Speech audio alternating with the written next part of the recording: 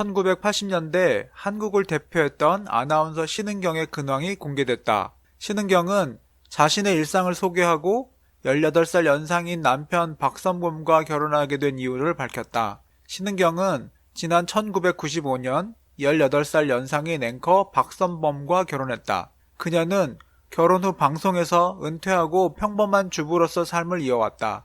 정치인으로 나선 남편의 내조를 위해서다. 박선범 전 의원은 15대 17대 신한국당과 한나라당 의원으로 활동했었다. 이날 방송에서 신은경은 남편이 나와 결혼했을 당시가 남편에겐 참 힘든 시기였다며 나와 결혼하기 몇 해 전 아내가 세상을 떠났고 방송국에서도 나와야 하는 어려운 상황이었다고 말했다. 또 하지만 박선범은 어려운 시기를 아주 밝고 유연하게 대처했고 삶을 긍정적으로 바라보더라며 박선범과 결혼하게 된 이유에 대해 설명했다. 이날 신은경은 아나운서 합격 당시 이야기를 한 뒤 이후 깨달은 것은 터널 끝에는 반드시 밝은 빛이 있다고 말했다고 하는데요. 이어 신은경은 당시 누가 내게 5개월 뒤에는 대아나운서가 될 거다라고 말해줬다면 얼마나 좋았겠느냐며 당신은 땅끝에 있는 마음이었다. 그런데 신은경 아나운서 이혼 루머가 왜 나오고 있는 걸까요? 원래 신은경 아나운서와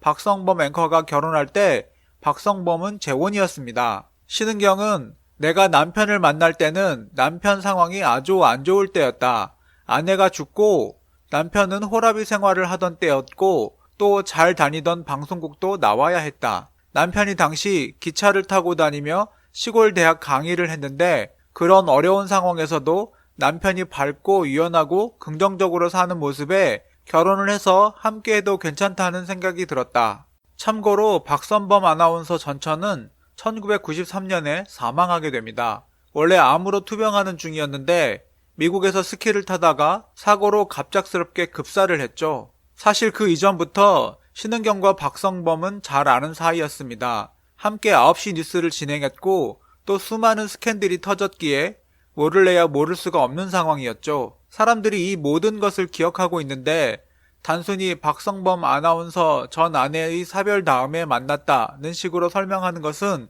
그리 현명하지 못한 태도 같네요. 당시 박선범 아나운서가 전처와 사별을 한 다음에 신은경 아나운서와 재혼을 했죠. 다만 이런 신은경 아나운서의 성취가 당시 뉴스 앵커 겸 막강한 영향력을 휘두르고 있었던 박성범 앵커가 뒤에서 밀어준 덕분이 아닌가 하는 의혹이 끊없이 일어나게 됩니다. 이런 의혹은 1995년 박성범과 신은경이 결혼을 하게 되면서 절정에 이르기도 했습니다. 일부에서는 신은경의 영국 유학도 박성범이 보내준 것이다. 박성범 전 부인은 신은경 때문에 화병이 나서 오래 앓다가 피를 토하고 죽었다 등의 루머가 돌기도 하는데 이는 사실이 아닙니다. 위에서도 언급한 것처럼 스키를 타다가 사고로 죽은 것이니까요. 사실 결혼 당시에 왜 신은경 아나운서가 18살이나 더 많은 박성범 아나운서와 결혼하는지 많은 여성들이 이해하지 못했음. 신은경 아나운서의 경력이나 활동 등은 이미 성공한 여성의 표상으로 자리 잡고 있었기 때문임. 이는 결국 박성범 신은경 아나운서 이혼 루머로 이어지게 됨. 그런 다음에 박성범은 정치인으로 변신을 했는데 국회의원 선거에 굉장히 강한 모습을 보여줍니다. 물론 본인도 유명 앵커이고 아내 신은경 아나운서 역시 유명 아나운서이니만큼 이런 부분이 큰 도움이 되었죠. 신은경 아나운서 프로필 및 경력 1981년 KBS 아나운서 8기로 입사. 신은경과 중학교 동창인 가수 낭북목부는 학창시절 신은경은 공부면 공부, 서예면 서예, 모든 것을 다 잘했다. 신은경은 당시 남학생들에게 인기가 굉장히 많아서 학교를 오면 혼자 집을 가지 못할 정도였다. 그래서 당시 신은경 아나운서 어머니가 버스 정류장까지 매일 마중 나와야 했다. 1986년 KBS 9시 뉴스 앵커로 발탁이 되었고 1991년까지 5년 동안 앵커로 활동하면서 큰 주목을 받게 됩니다.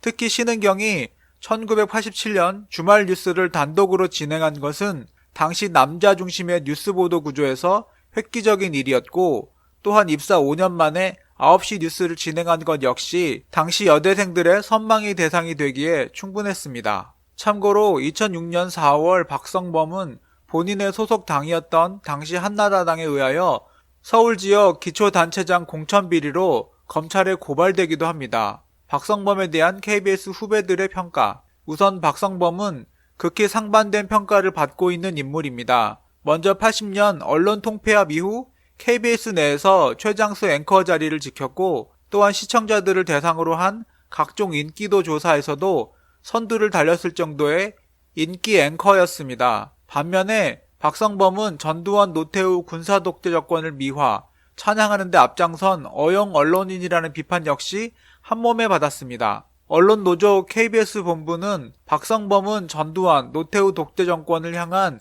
맹목적인 미화 보도에 앞장섰다. KBS의 땡전 뉴스와 땡노 뉴스라는 불명예를 안겨준 장본인이다. 언론노조 KBS 본부는 KBS는 1980년대 중반 군사정권을 옹호하는 편파방송으로 시청자들로부터 시청료 거부라는 국민적인 저항에 부딪혔던 부끄러운 역사가 있다.